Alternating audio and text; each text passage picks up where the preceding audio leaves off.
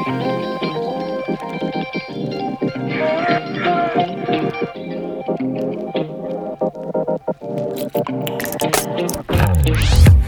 to the First Day African American Farmers Association's Farmers Real Talk podcast, a podcast all about giving you a look into the lives of black farmers and others in the agriculture industry. Thank you for joining us and enjoy the podcast. Hello, welcome to the First Day African American Farmers Association's Farmers Real Talk podcast, a podcast all about learning the real aspects of farming and those in the industry. My name is Anthony Berry Jr. I'm a Delaware State University graduate, as well as the head videographer and photographer for Motion Bird Media. And we have our wonderful guest here, the one and only Mr. David Baker. David Baker is the Delaware and Maryland State Director for the USDA Rural Development. How are you doing today, sir? Good. How are you, Anthony? Excellent, excellent. So my first question for you is, can you tell us a little bit about your role at the USDA Rural Development? Sure. As Anthony mentioned, I'm the USDA State Director for Delaware and Maryland, and our agency is involved with basically one of our mission is basically to improve lives in rural America, and we have a number of different programs, and some of them are geared towards farmers directly. But some of the others, just for your information, include housing with low-interest mortgages, affordable mortgages for low-income individuals. We have a program to help with funding for community facilities, such as water and sewer projects and town halls and that kind of thing, and for nonprofits, and also for businesses. And the businesses are, basically we have an office in Dover, right actually behind Del State and Delaware State, and in fact one of our interns is an ag major at Delaware State. She's helping us this year. But we have about 32 employees, and we cover those three programs. Which, and there's quite a few different programs within each of those three sections, but, we try to cover all and provide a face and also some direct help for applicants so that you can call and talk to our staff, and then they can help with applications and ensuring that you're on the right path if you're interested in our funding. Awesome. And that's very important to get that additional help, especially for the beginner farmers. Sure, yeah. Excellent. Next, could you tell us a little bit about your background and your journey as it relates to agriculture? I live in Milton, Delaware, in Sussex County, which is where I live. It's a pretty rural area. And our four sons, my wife and Sandy, and our four sons grew up there, and we're right across. We had three chicken houses very close to us, and there's farms there now, very close to us. And I have friends that are farmers, and I'm not a farmer myself. My background is finance. But I used to work for the Sussex County government in primarily finance, and eventually as county administrator before I left, and then took on this responsibility. Awesome. Great. So you know your stuff. Well, I'm not an expert in farming, but we do have a couple of programs that might be helpful. Awesome. Could you describe those programs and how they afford to farmers as well as underserved farmers? Sure. There's two that I thought I'd particularly focus on. One is called the Rural Energy for America program, and this program, we call it REAP, but it basically helps provide grant funding up to 50% for renewable energy projects, and also for efficiency projects.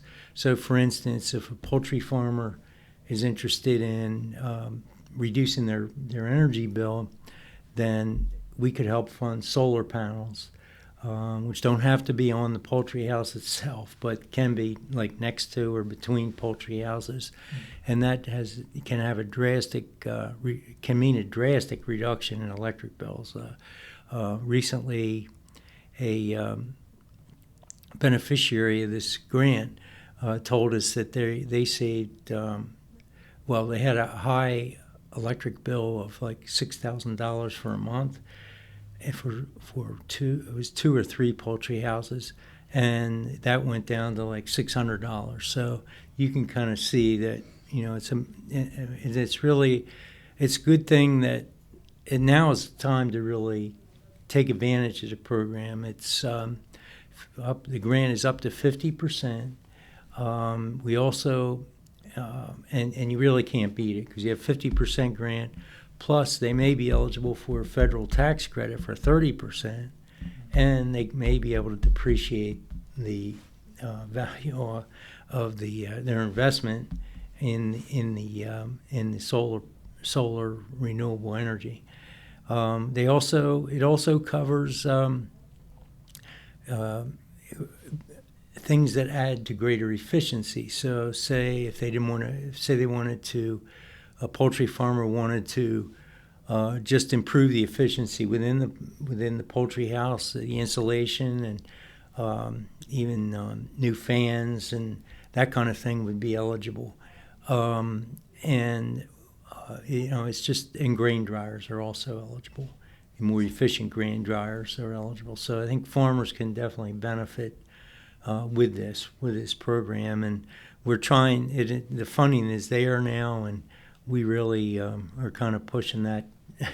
Because we don't know how long that level of funding will be there for this program. It was part of the Inflation Reduction Act, so that's one of the programs that our office offers. And then another one is called the Value Added Producer Grant.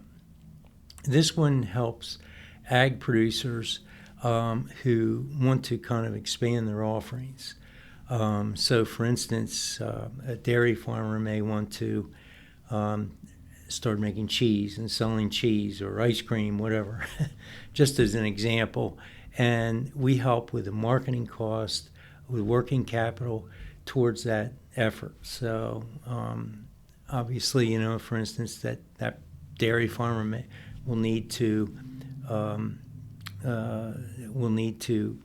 make people aware and market their new product, and that's our funding helps with that. And it is a grant program.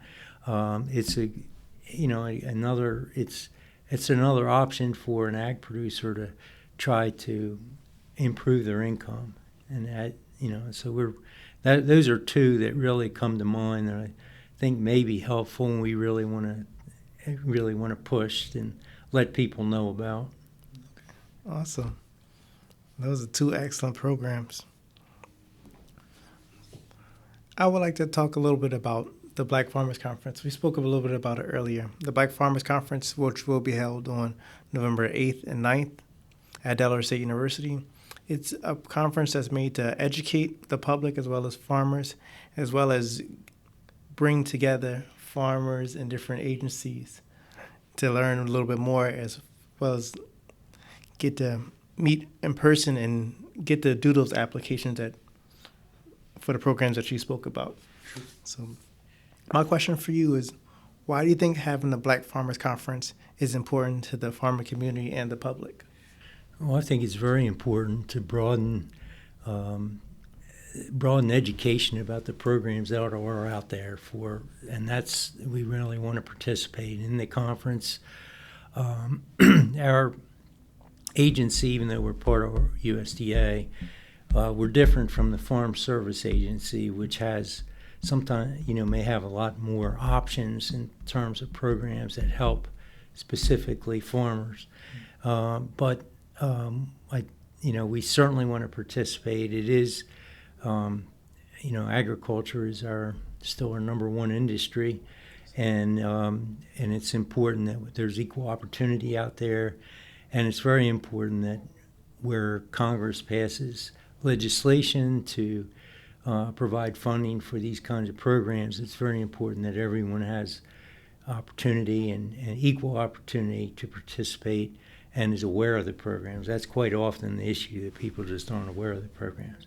And our office is there, like the FSA office, to try to help farmers with their applications and explain, maybe, how we can help or not help.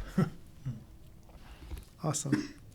Being a member of the African American Farmers Association, just being able to learn a little bit more about different programs. Even though I'm not a farmer myself, just hearing the different farmers talk about exactly what you were talking about, how some might not know of the programs being there, either within the group. Sometimes a farmer will be like, hey, did you see the program that just came out? And the farmer might not have known about it. And it's excellent that this conference will make it to where instead of just talking back and forth between farmers and the public, you can actually meet the representatives of the different agencies in order to learn exactly what programs might be coming up in the future and that are going on right now. So it's excellent. And I'm thankful that you spoke on that.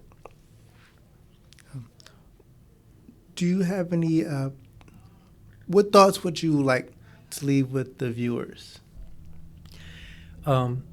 Well, I'd like to just basically let people know that we do have USDA Rural Development we have offices in Dover. We also have an office in Maryland, but we're there to try to help where we can with our programs. That again, they have certain requirements and they benefit certain things, but we definitely want to know that we're there. Our office is there. And I'll give you my telephone number is 302-857-3581. And there's probably a good chance I won't be able to answer your question, but I might be able to put you in touch with someone who does. And also, if you go online to rd.usda.gov and look under programs, you'll see there's actually like a total of 70 different programs that they're just run through rural development. And there may be something there that, other than these two that I mentioned, that would be of interest to you. And we'd certainly like to help you out with that. Awesome. So on this podcast, we like to talk about the different aspects of farming and other things in the industry. And one of the things we like to talk about is that farming is not truly appreciated, because it's truly an act of service, just providing subsistence and other things for the public. And when I was researching you, I know you also take the initiative when it comes to act of service, and I read that you were a part of many nonprofit organizations. Would you like to talk? Yeah, I have been involved with a number of nonprofits. My wife is a retired school teacher, and when I left the county government, I helped her with a nonprofit preschool called Primeros Pasos in Georgetown. And basically, while we were there, we worked on a construction project and raised funds, and took a little while to do it, but we were able to increase the capacity of that school from like 20 students to like 65. And excuse me, allergy. But that was one that's a good organization. I've also been on the board for Cheer, which has senior centers in Sussex. I was involved with the Delaware Botanic Garden in Dagsboro, and they needed. I was helped with them with their treasurer responsibilities. I enjoy helping out where I can, and I think that's. I'm sure it really helps, and I believe in being active in the community. I think it's important to me. Awesome. That's very admirable. Even serving as a public servant in your role. as the state director, is also knowing that you took the initiative even more to do Thank you. public service. Thank you. Thank you. Thank you, Anthony. Is there anything else you'd like to share? No, just again, my contact information and where our office is in Dover behind on College Park Road, and right near Delaware State University. And we're certainly are there to try to help. We're right across the hall from Farm Service Agency. Some of you may be more familiar with that office, but if you have any interest in our programs, certainly feel free to contact us, and we really want to try to help you. Thank you. Awesome. So since we are wrapping up this episode, we'd like to take the time to thank our sponsor, Delaware State University's College of Agriculture, Science, and Technology. And I would like to thank you once again for joining us and blessing us with the gems you have, as well as giving up public service outside of your position. So thank you again, and thank you for tuning in, and have a great day. Thank you. Thank you once again to our sponsor, Delaware State University's College of Agriculture, Science, and Technology. And thank you for listening to our podcast. If you have any questions, please email us at fsaafa.de@gmail.com. Also, please check out the Black Farmers Conference, held on November 8th and 9th.